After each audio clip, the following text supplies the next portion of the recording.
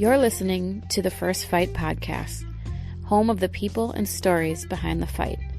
I'm Jennifer Anderson, the host and creator.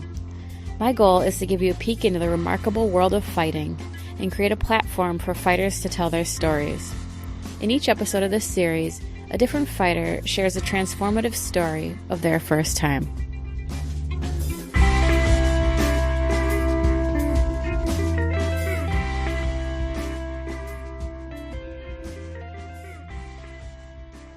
In this episode, I talk with rising star Erin Blanchfield. Erin shocked everyone by winning EIBA as an 18-year-old purple belt and is now making waves in the UFC. Erin represents a new generation of fighters on the scene who have been training MMA from a very young age. We talk about her very early beginnings in martial arts, what it's like realizing her dreams, and how she keeps her stone-cold mindset.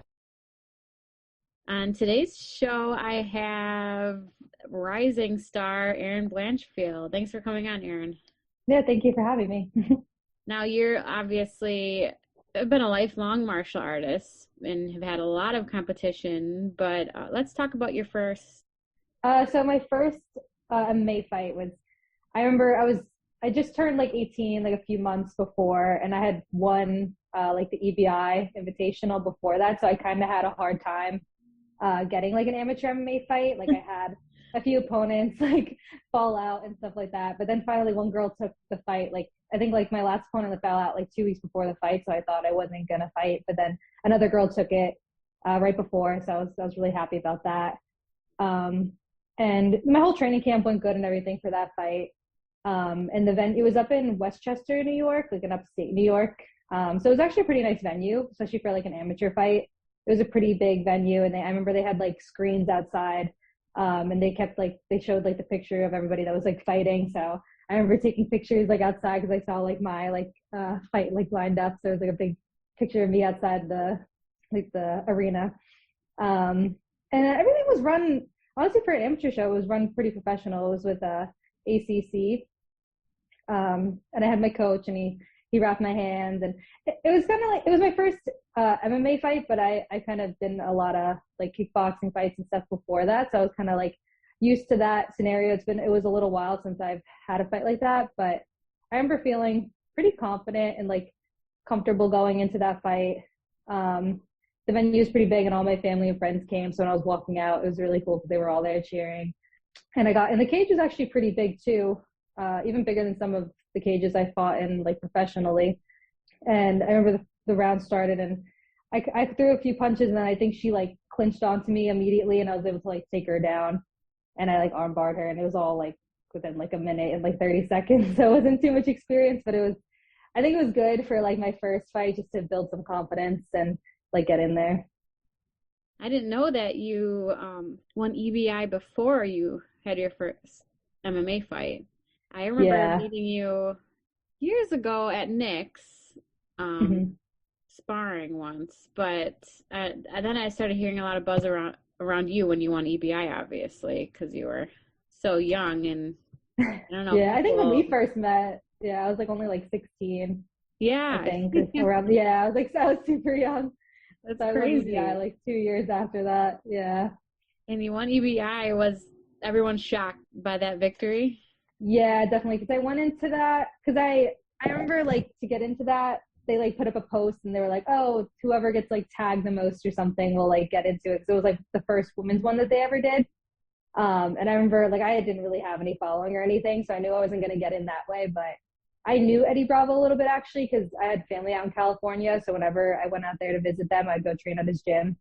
So I just like messaged him on like Facebook. So I got into the EIBA that way. And I was only like, I just aged into it, because I think it was like in July, and you had to be 18 to do it, and my birthday was in May. So I just thought, so I was like, I was okay to do it. And I was like a purple belt only, so like nobody really expected anything out of me, but like I knew I could do it, and I like was confident in my training, so it went really well. That's phenomenal. I mean, do you feel a lot of, obviously I'm sure that was kind of a turning point for you, don't you think? Oh yeah, definitely. It kind of got my name out there a little bit. Like I always wanted to do MMA, but I was competing in jiu-jitsu a lot before that, because you can't really do MMA around here until you're 18. So once that opportunity came, I knew I definitely wanted to do that. And I knew like winning that would kind of help me propel me for like MMA. So yeah, it was definitely a big step in my career. That's amazing. That's super Thank you. impressive. So competing in MMA, was that something that you had always wanted to do from the start? I mean, I know you've been doing jujitsu since you were just a girl, really. Was that always your Yeah. end goal? Yeah. So when I first started, I was only like 7. And I liked to just compete. Like I liked competing because I started like no gi jitsu and kickboxing. So I liked just training and like competing in like the local competition and stuff like that. But it wasn't until I was like around 12, 13-ish. Like that's when like Ronda Rousey was kind of coming up and the UFC opened up like the women's divisions, that I was like, oh, like I've been doing this for years and I love doing it. And I was like, I think I really could do this. So around that age is kind of when I started like envisioning doing MMA. How did your parents feel about you competing at that level? So actually, my parents kind of loved it, to be honest. I know a lot of people's like parents, I feel like, aren't super hype on them fighting, but my mom's kind of like the one that initially got like me and my brother into it because she just wanted us to defend ourselves. And my dad did some like boxing and stuff growing up, so he was kind of like familiar with it. And once we started competing, honestly, they both loved it. Like they both always came to my competitions. My dad would drive me around to whatever training I needed to get better. Yeah, they were super supportive, honestly, and they still love it. They came out to my last fight, and I think they'll always come out. Was there a point Yeah. ever, throughout your journey? I mean, you've been training a really long time already. Is there a point that you didn't want to do it anymore? Um, I feel like I always kind of had a pretty good like balance. My parents never pushed me like crazy hard. Like they weren't like those parents who were like, oh, you have to like compete every weekend. Because I feel like I saw a lot of that when I was growing up, like especially in like jitsu and stuff. Like their parents would really push the kids, and I feel like they would kind of burn them out. Like my parents always left it to me and my brother. Like if we came to them, like, oh, I want to compete in this, so they'd always be down, but they wouldn't like pressure us. So I feel like I never really like burnt out in that sense. Like if I didn't want to do something, I just like wouldn't do it. Like so it didn't. That's like I feel like kind of like kept my fire like for it more, and it kind of like grew naturally. It wasn't like pushed onto me. So I've always enjoyed it, and there was never a point where I felt like I didn't want to do it. Now you're kind of part of a whole new generation, really, of fighters that have been training from a really young age. How do you feel Yeah. about going up against there's a pretty big gap now. I feel like the old school fighters that were around kind of before the UFC and are still there. And then there's this new generation of you and Macy Barber and these athletes who've been training their whole lives. What's it like for you to be? I mean, you probably looked up to a lot of those women.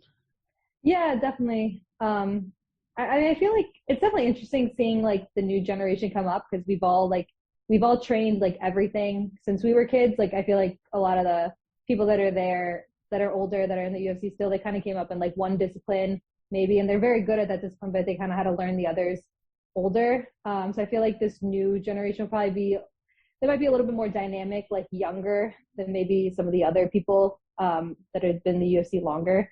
But I mean, I think it's just fun to see how it changes and how we'll grow into the division. So what's it like, finally realizing this dream that you visualized forever?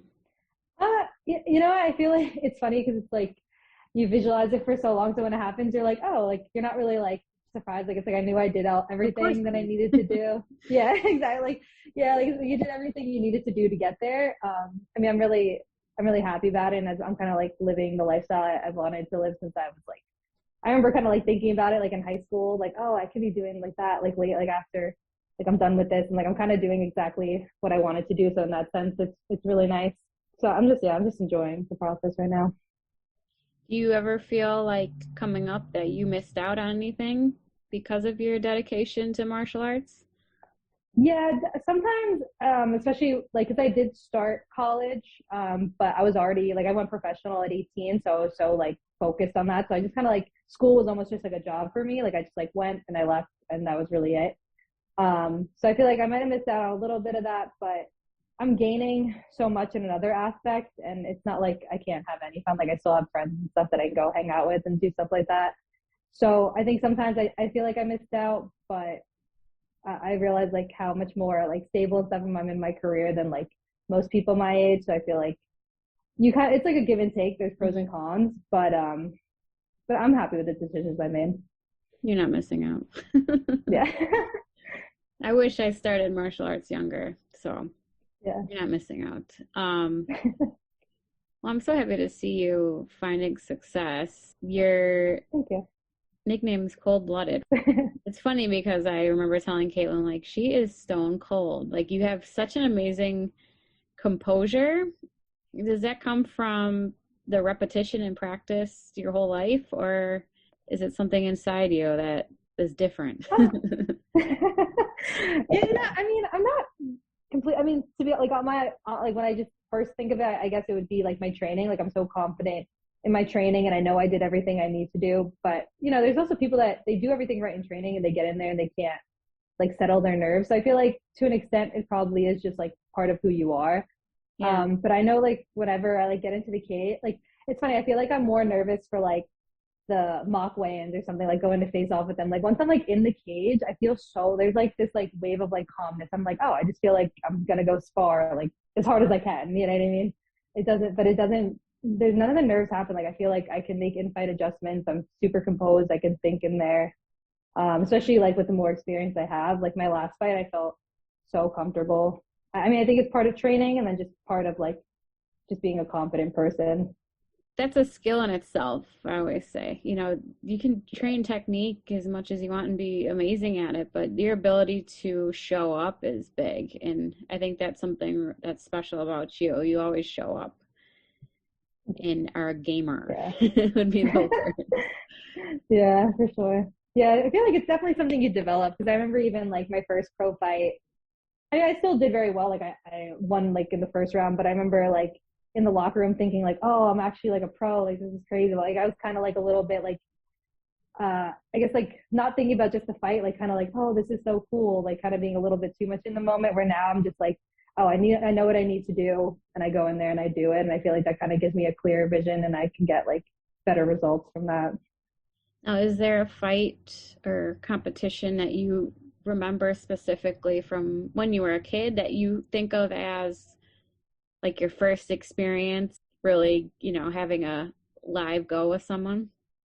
Yeah, actually, I remember like my first. So I started competing in like the gym I went to. They did like little in-house tournaments. So when I was like 8, I think, so I was like training for like maybe like a year or so. I did like my first like little kickboxing kind of like competition, and I remember like I got hit with like the kid like hit me with a really hard like body shot, and I remember like oh like I remember I was like almost like fell over.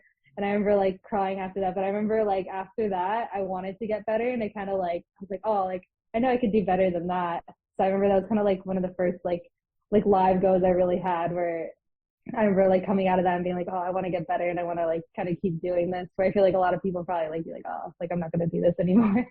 Yeah, you've been through a lot, I'm sure. Yeah. Yeah. Coming up a big win, Miranda Maverick, who was a good match. I thought they actually did a good job matchmaking, even though I did want to see you fight Macy Barber.